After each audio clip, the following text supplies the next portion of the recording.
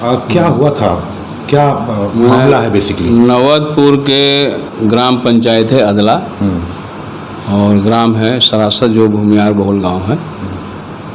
वहाँ बगल में दलितों की बस्ती है महादलित का, जहाँ पर बाबा साहेब की मूर्ति पिछले साल 14 अप्रैल 2022 को स्थापित की गई थी।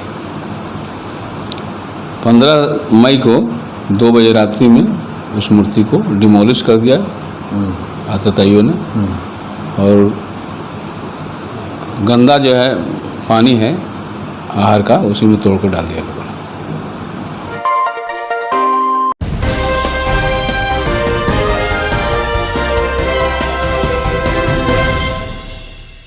और जैसा कि बड़ी घटना सामने आ रही है नौबतपुर से, जी हाँ, वही नौबतपुर जहाँ पे अभी प्रोग्राम चल रहा था बाबा शास्त्री का बागेश्वर धाम का, उसके ठीक उसी नौबतपुर में जो है दूसरी तरफ बाबा साहब की मूर्ति को तोड़ दिया गया और तोड़ करके एक नहर में फेंक दिया गया। ऐसी बहुत ही आपत्तिजनक दिल दुखाने वाली घटना सामने आ रही है। और इसकी डिटेल में बात करने के लिए हमारे साथ में फुलवारी के विधायक गोपाल रविदास, जो खासा इस पर एक्शन उन्होंने लिया है, और डायरेक्ट बात करते हैं गोपाल रविदास से।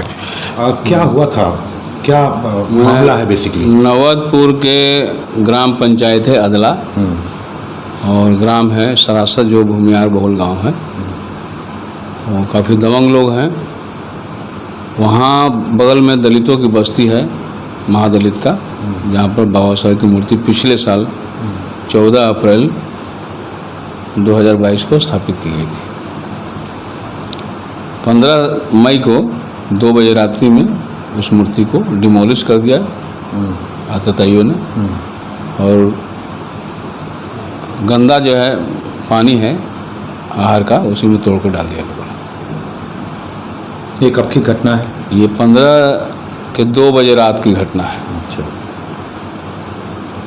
सबसे बड़ी आश्चर्यजनक बात यह है कि बगल में धर्म के नाम पर धीरेन्द्र शास्त्री का वहाँ पर एक बड़ी सभा चल रही है, जो कथावाचक, जो खुलेआम हिंदू राष्ट्र की वकालत कर रहे हैं कि हमें मदद करो, हम तुम्हें हिंदू राष्ट्र देंगे। और दूसरे से 5 किलोमीटर के आसपास ही है सरासर गांव, जिस पर समतामूलक समाज का आज के जो संविधान है, जो बाबा साहेब संविधान ने दिया है, जो लोकतंत्र की स्थापना की है, उस लोकतंत्र के प्रहरी की मूर्ति को तोड़ दी गई है। शासन प्रशासन भी जागा नहीं। अचानक खबर हमको मिला, और जब डीएम से बात किया पटना के, तो उन्होंने बोला कि बहुत ही गंभीर घटना है, इस पर तुरंत ही संज्ञान लेके FIR करवाएंगे। SSP से बात किया और तब जाकर के FIR हुआ है। यानी 5 बजे तक FIR आज नहीं हुई थी। घटना 15 तारीख के 2 बजे रात तक की है और 16 के 5 बजे तक नहीं हुई। अभी थानेदार और फुलवाड़ी के ASP द्वारा खबर मिला कि FIR हो गया है। 319/2023 है, 16/5/2023 को हुआ।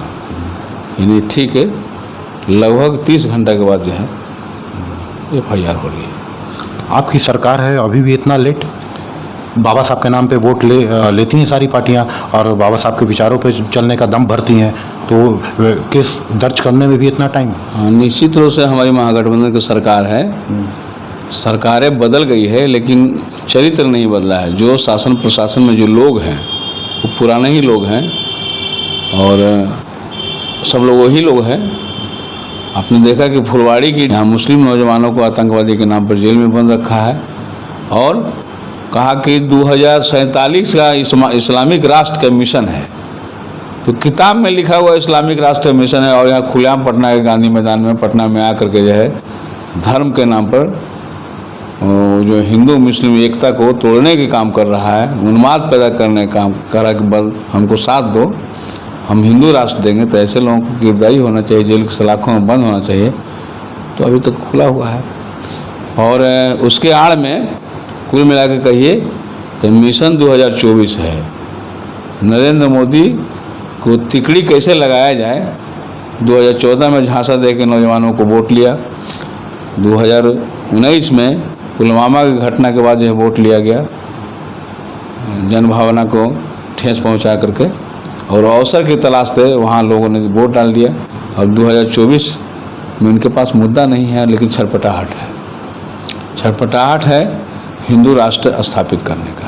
क्या आपको क्या लगता है, जब आपने पॉलिटिकल बात छेड़ी थी तो मैं एक दो सवाल आपसे और पूछ लूँ कि जिस तरह से आपकी ही पार्टी के एक विधायक हैं सत्यदेव राम जी, उनका जो दरौली क्षेत्र आता है वहाँ पे आपकी पार्टी ने आरोप लगाया है कि जो बाबा साहब की मूर्ति स्थापना होनी थी जहाँ पे वो चबूतरा बना हुआ था, उसको भी वहाँ के वीडियो ने तोड़ दिया है। तो क्या ये कुछ क्रोनोलॉजी है या महज इत्तेफाक है? क्या आप किस तरह देखते हैं इन चीज़ों हम तो बोल रहे हैं कि सत्ता बदल गई है। महागठबंधन की सरकार में 5 दल थे, 7 दल की सरकार आई, नीतीश जी हमारे मुख्यमंत्री हैं। सरकारें बदल गई है, लेकिन हमने सीधा आरोप लगाया है कि सत्ता के जो चरित्र है वो बदला नहीं है। चरित्र वही सांप्रदायिक है और वही जो है सामंती चेहरा है। सब लोग अफसर वगैरह सब लोग वही हैं, नीचे से ऊपर तक। ये ढांचागत बदलाव की ज़रूरत है जो हम अब नहीं कर पाए हैं, और इसी पर जोर दिया जा रहा है। जहाँ तक बाबा साहब की मूर्ति तोड़ने की बात है तो पूरे समग्र बिहार में अभी सरासत में टूटी है, उस दिन पहले मसौड़ी में टूटा, मैरवा में टूटी, भागलपुर में टूटा, लगातार। तो बाबा साहब की मूर्ति एक प्रतीक है, वो प्रतीक है विचारधारा का। कौन सा विचारधारा? समतामूलक समाज का। और भाजपा आरएसएस की जो विचारधारा है हिंदू राष्ट्र स्थापित करने का, और उनका पैरेलल संविधान है। कह रहे हैं कि बाबा साहब के संविधान हिंदू राष्ट्र को स्थापित करने में बाधक है, इसलिए मनुस्मृति संविधान है जो सबसे बढ़िया है। और जहाँ तक हिंदू राष्ट्र में, हिंदू राष्ट्र तो जानते हैं कि वर्णाश्रम व्यवस्था पर आधारित है, ऊंच नीच पर व्यवस्था है नहीं। उसमें गोपाल रविदास के कहाँ स्थान होगा?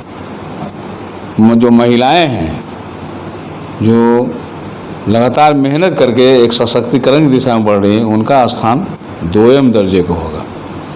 गुलामी वाला जिंदगी यानी वर्णाश्रम व्यवस्था पुरानी अवस्था है, जिससे आज 76 कहिए कि 1947 के बाद जो 50 में लगभग संविधान लागू हुआ है। संविधान लागू होने के बावजूद बाबा साहब के संविधान ने हमको लोकतांत्रिक ढांचा में बोलने, खाने पीने से लेकर पहनने ओढ़ने की आज़ादी दी है, चलने का, बैठने का, संगठन बनाने की आज़ादी है। संविधान कहता है कि कोई भी धर्म के लोग यहाँ निवास कर सकता है और अपना सकता है। तो अगर धीरेन्द्र शास्त्री हिंदू धर्म की बात अगर करते हैं, बाबा साहब ने तो अधिकार दिया ना, वो आए जाए, कोई भी आए, कोई भी प्रवचन करे, स्वच्छंद कर सकते हैं, लेकिन संविधान के दायरे में रहकर।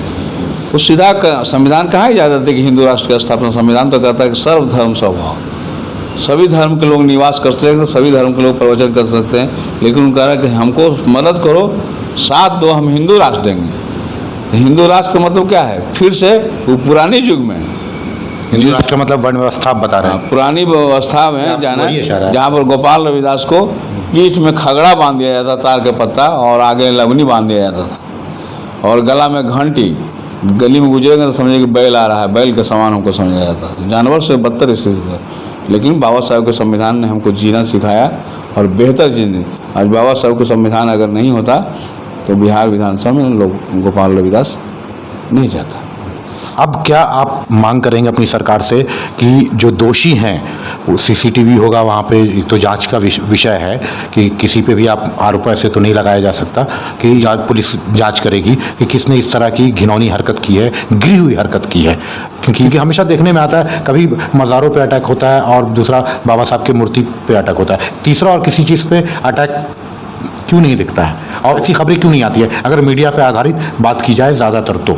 सबसे पहले तो हम घटना की निंदा करते हैं, कड़ी भर्त्सना करते हैं, और इसमें जो भी लोग शामिल हैं उसकी गिरफ्तारी होनी चाहिए। हम राज्य सरकार से मांग करते हैं कि तत्काल उसकी गिरफ्तारी हो, और वहाँ गरीब लोग भयभीत हैं, वो आशंका से नज़र से देख रहे हैं कि कहीं बड़ी घटना न घट जाए, इसलिए मुंह खोल नहीं रहे हैं। और प्रशासन इसी में अटका हुआ है कि वो लोग FIR नहीं कर रहे हैं। भाई संज्ञान तो लेना चाहिए।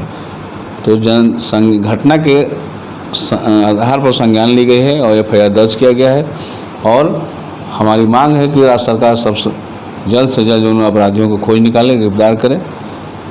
और जहाँ तक बाबा साहब की बात है, धीरेन्द्र शास्त्री की बात है, तो नहीं, एक दूसरे के विपरीत है ही।